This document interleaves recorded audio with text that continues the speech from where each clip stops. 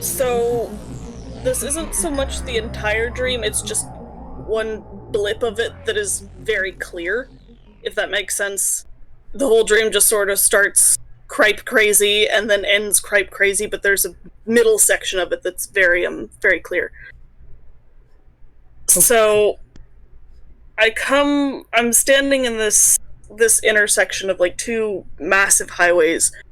Everything's really washed out in color. Everything's like various shades of brown and gray with like hints of color underneath it. And it's like the world is in ruin in a way. And there's the cat I mentioned. we call that extra value content.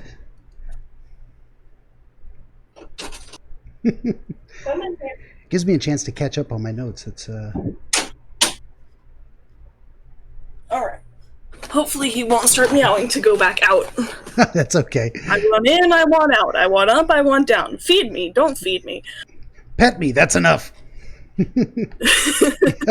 I know, this boy. I love cats. Right there. Absolutely. Okay, so just to catch you up where you left off, hints of color beneath the brown and gray, a ruined wasteland. You're standing in an intersection. Yeah. I mean, there's some nature to it, but it's lacking vibrance in a way. Okay. So I'm just feeling very sad, confused, and there's a lot of pressure. Everything feels heavy on my mind.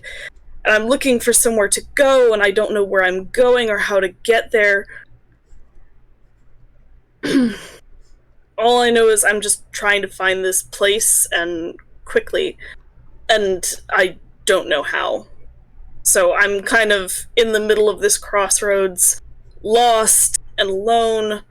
As I'm walking around, I see nearby is a white mare and her foal grazing in like a little copse of trees. And it crosses my mind for a second to take the mare and leave. But I can't, because who's going to take care of the little foal, you know? And the foal's too small to ride or keep up, so I'm frustrated, and I sink to my knees in the middle of the intersection, just sort of waiting for whatever comes. But there's nothing. All sides of this intersection are completely devoid of traffic. And then, just sort of out of nowhere, comes this very large stallion. I don't know how. I just know it's a male, not female, not something else. Sorry, I can't think of something else to say regarding that bit. Sure. Gelding, that's the word. Ah.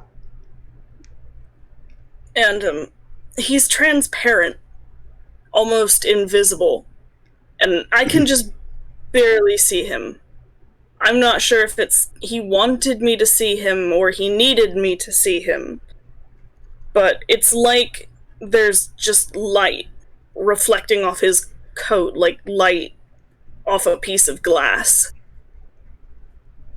Just sort of illuminating the curves and the edges of the figure.